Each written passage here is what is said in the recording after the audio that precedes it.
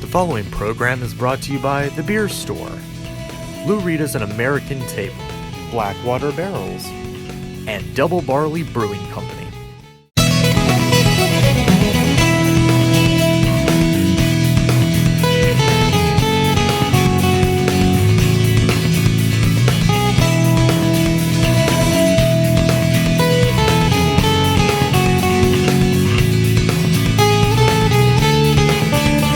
Welcome back to our series on crafting business. Now, that can have many meanings. I'm here with Kevin Gross of the Beer Store in Wilson, and he decided to craft business with this popular craft beer movement. Kevin, tell us a little bit about what led you here and to Wilson, and because you're not native, but I guess you consider yourself native now. That's correct, yes. And you came to town and became an entrepreneur. Tell us a little bit about that story. Well, my wife and I moved here in 2000, so it'll be 16 years this summer. And it was kind of funny. This was before GPSs and phones, so we were living in Knoxville at the time. We were both in graduate school, and my wife had gotten a job at ECU, and I was still looking for work. And so we pulled out a map, and I was looking in Raleigh, and she had the job in Greenville, and we saw Wilson was the biggest dot on the map in between the two. And so one day we just packed up and drove here to find a place to live. You know, and at that time you follow the signs as you're coming into a town, and the signs pointed us right into downtown. And so we came downtown, and that's part of what this store was about. It wasn't just the beer, it was wanting to be a part of the revitalization efforts in downtown Wilson.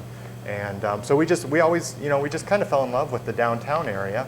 And so for a number of years, and my wife still works at ECU, but I also worked at ECU, and I did end up working in Raleigh. But then about 5 years ago, I left to work from home, doing something completely different than this, but to sort of be the stay-at-home parent. And then we just kind of got this idea. It was just sort of one thing led to another. There was some exciting things that we knew were coming for downtown, and we just really felt like we wanted to be a part of it. Part of it too was, we were, especially me, we're, craft beer enthusiast, and there wasn't a lot of selection in Wilson at the time, other than, a few things you could get at the grocery store. And so, this was, the two things sort of came together, and so we, wanted to do something, like I said, in downtown and beer related, and a bottle shop just seemed like a good idea. Well, that's so exciting. I know the revitalization of downtown Wilson, many Main Street communities are going through this, and I have found just in traveling here and spending time in this downtown area that the local store owners, mostly small business owners, have become very supportive of the other new businesses that have moved in, and it has just been a great opportunity. I think you enjoy a really good crowd coming through here, and while you do not, you can get a beer to taste and whatnot here, but you're mostly a bottler that sells other craft brewery products. Right. So yeah, so I call it a bottle shop tap room.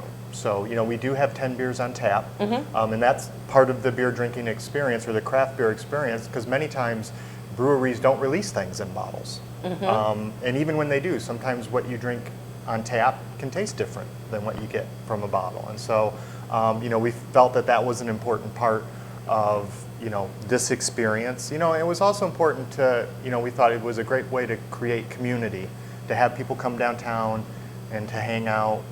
I can't tell you how many people I've seen develop friendships in this store. Oh yeah, imagine. Which is that's just been a wonderful thing. So, but yeah, certainly, the bottle shop is the front part, but then we've got, the tasting lounge back here, and out back we have a patio too. Oh, okay. So, on a given evening, we can have a good number of people in here, hanging out and stop by after work before supper. Exactly. Taste you a few. Yeah. And then decide what you would like to take home with you. Exactly. Yeah, that was the whole business concept, was to have all those kind of components going together.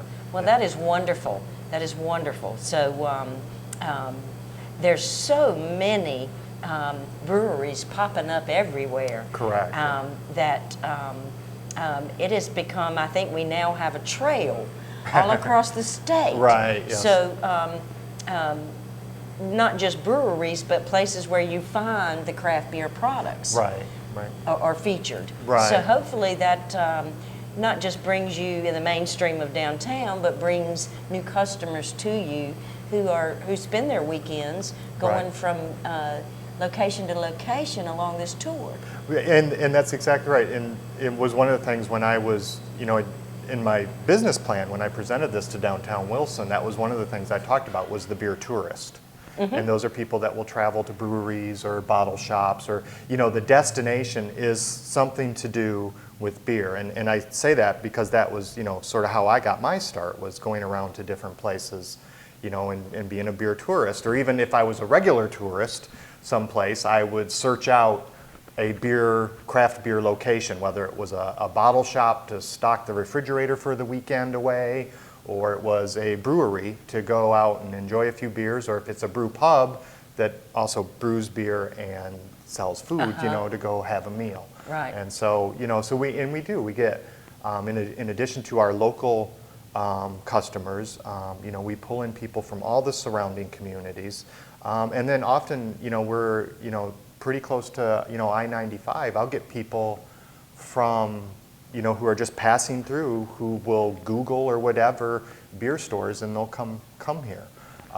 In fact, it was about a month or so ago, I had a couple of guys come in from Boston, and they were on their way to, I think, a festival somewhere, a beer festival, craft beer festival, and they stopped in because a friend of theirs, who was also from Boston, had stopped in another time and recommended the how place. about that? And so, and those are the sort of things that are a lot of fun. When you get people in who are from, all over the country, oftentimes, more the East Coast, they're going from, New England down to Florida or vice versa, and they stop in and chat, and we talk about beer, and they're buying beer, to take home with them. A lot of times we've got, a nice selection of just North Carolina beers. And so, they'll be looking for something unique that they can't get, wherever they're from. And So what do you look for in the product that you want to have in your store when you're out researching all these many options? Right. Well, I often get the question, how do you decide what to put on the shelf? And to be honest with you, a lot of it is just my personal preferences. But I'm really about the local. So I really try to embrace, our local breweries. North Carolina, we've got 150 plus breweries now, and there are many more on the books. I think, we're looking, when you look at the ABC permits and whatnot, I think we're pushing almost 200. Wow. And it's just been just a great growth industry, not only in North Carolina, but around the whole country. I mean, we're now at the point that we're, actually have more breweries now than they did pre-prohibition. And a lot of them are these really just cool little local places that are really about, the local communities. Some of them distribute, out regionally, but others are really just, just come in and drink our beer. We don't, send it out. We're not bottling it. We just are a place that, has beer that we make, and we're sharing it with the community. You'll see a lot of places do, charity events and those sort of things, and things that, again, create community. And I think that's just one of the wonderful things about the craft beer industry. And I know that was one of the things that drew me to, wanting to do something. Right. And that attracted me. Yes, the beer is wonderful and it's great. I didn't even like beer until I started drinking craft beer. But there's that other component, that it's that social aspect and that community that you will often see built up around craft beers, Well, that's craft so breweries, exciting. and places like this. So very exciting, and I do understand. I believe that it is the -- industry, growth industry right now in our state. I hadn't heard that, but I wouldn't doubt it. Yes, wouldn't doubt indeed. it. Well, and it's not just the breweries. Now you're starting to see spin-offs. So you're starting to see people growing the crops locally that are used in the beers. And that's one of the things about the craft beers, is that, they're all natural. I mean, and when it's coming from 20 minutes away, as opposed to, 2,000 miles away, you're getting something really fresh too. And that's one of the key things with the beer. Supporting local folks. And you're supporting local folks, exactly. Yeah. Well, we're going to take a quick break, and then we'll be right back, and we'll talk a little more about the various kinds of craft beer that are out there on the market. Sounds good. Stay with us.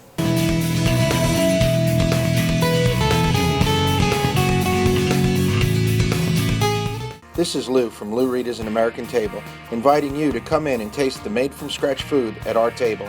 We make all our dressings and sauces in-house with fresh, chalkboard specials every day, North Carolina craft beers on all our taps, over 20 varieties of bourbon, jumbo wings, and the best burgers in town. Made-from-scratch food without the made-from-scratch prices. Located on Sunset Avenue, across from the Harris Teeter. Open 7 days a week for lunch and dinner, brunch on Sundays.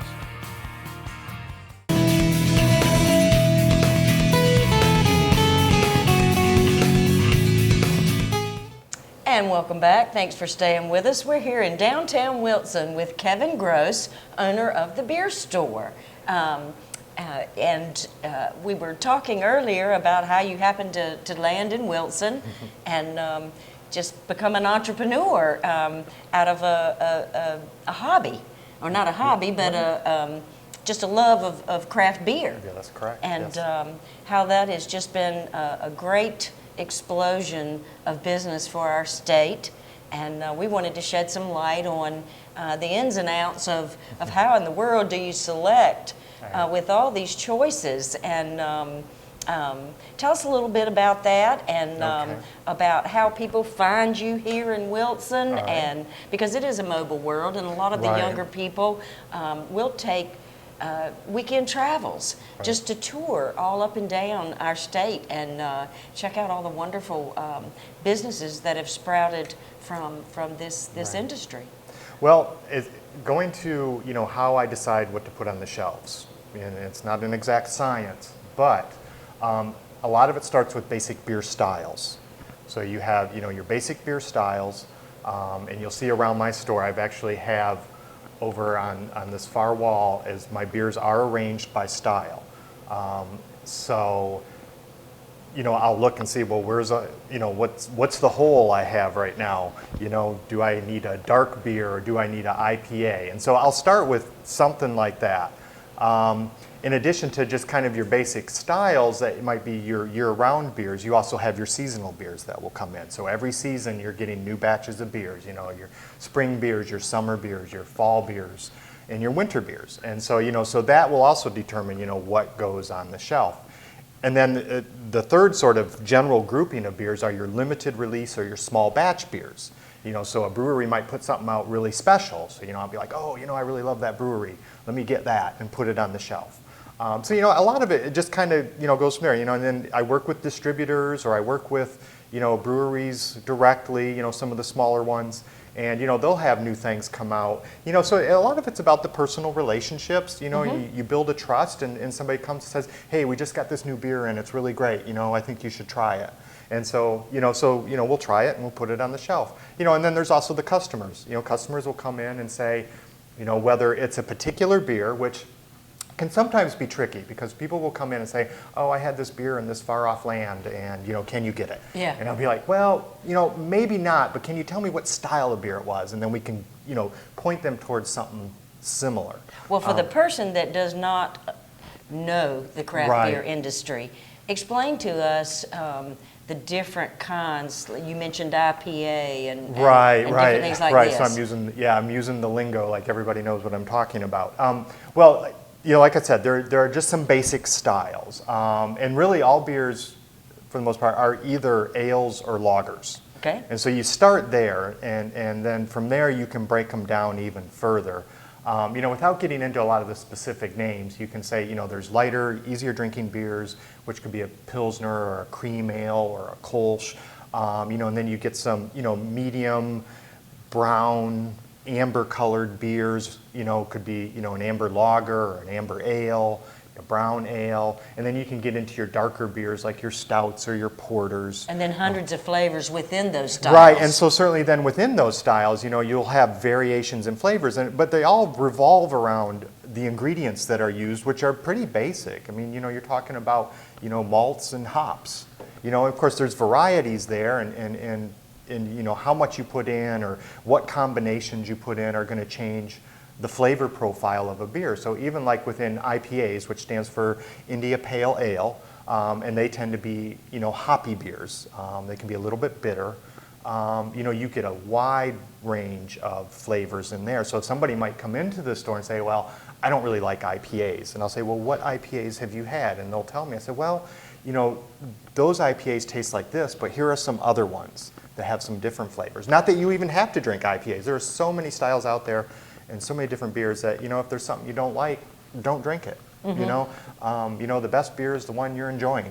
There you go. There's no need for people to feel pressured to drink a particular beer or a particular style of beer, because there's just so much out there.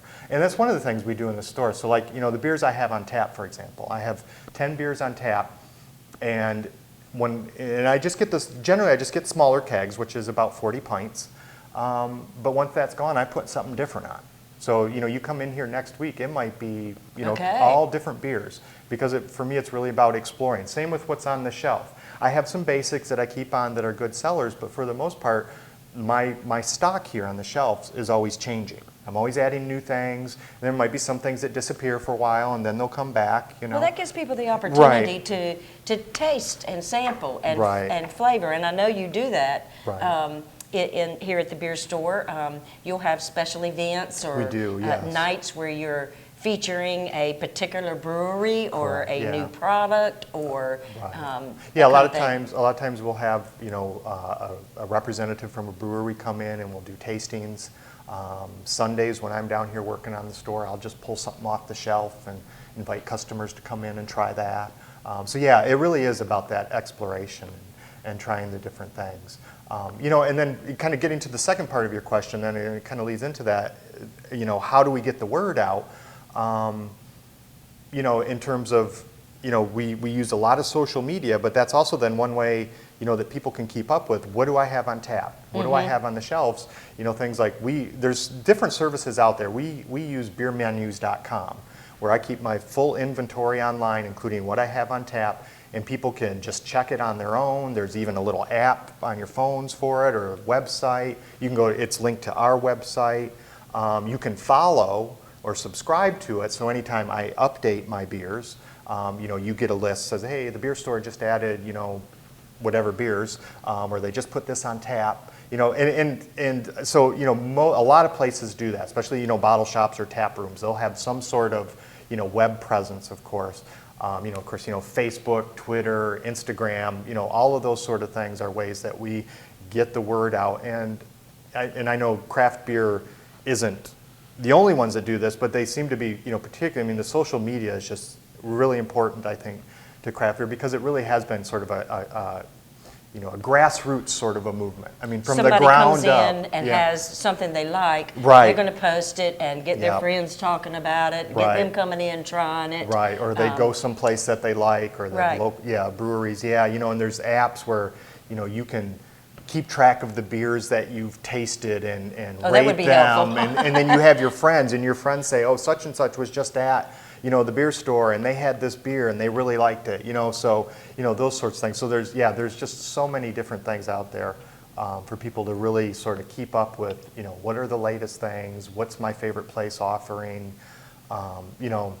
there's just no end. Obviously, that's helped with the explosion of the craft beer industry. I think so. And as you said earlier, it spawns other opportunities in the marketplace, whether you're growing product locally and naturally for the process, or there's even opportunities on the tail end with a byproduct being used in feed for farm animals. Right, exactly, yeah, and they're recycling, yes, exactly. I mean, it sort of develops its own little community, and that supports local endeavors greatly. Yeah, I mean, you've even got, like some of the community colleges are like doing, in some universities are doing degrees that are specifically relating to being a You've got to become brewer. a brewmaster. Right, exactly. That's right.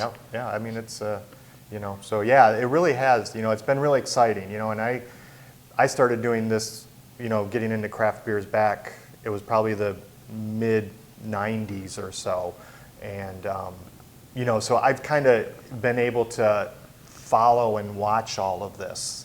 And it's been exciting. You've grown with it, and you're now helping people through their exploration Right. and education of the craft beer industry. Exactly. So give us just a quick wrap up here of where people can find the beer store, your website, anything in particular you'd like to share. Our website and the Facebook page are the Beer Store Wilson, is actually the official name. And we're downtown Wilson, right in the heart of historic downtown Wilson, across from the Arts Council, right off the main strip. We're open Wednesday through Sunday, 2 to 9 o'clock. When the weather's nice, we've got the beer garden open. On our Facebook page, you can find what our events are. We even have our own app, and that's another way for people to keep up with what we have going on here at the store. Well, that's great. Yeah. That is great. Well, we've enjoyed spending time with thank you, you. Kevin, here and learning a little more about the craft beer industry, and having an app on your phone where you keep up with all these names, because there are probably over 1,000 names. Yes. Cute little names, and they all have stories behind Right. how they were created, and that's interesting part of it as well. Right. But come on down to the beer store in downtown Wilson and visit Kevin, and let him help you explore the world of craft beer. Next time on Crafting Business. So usually how many iterations do we do on the yeast before we do it? We do 9 generations. 9 generations of yeast. Today, you were here, we happen to be pitching new yeast. Vanna White it. Yeah. So this would be the yeast.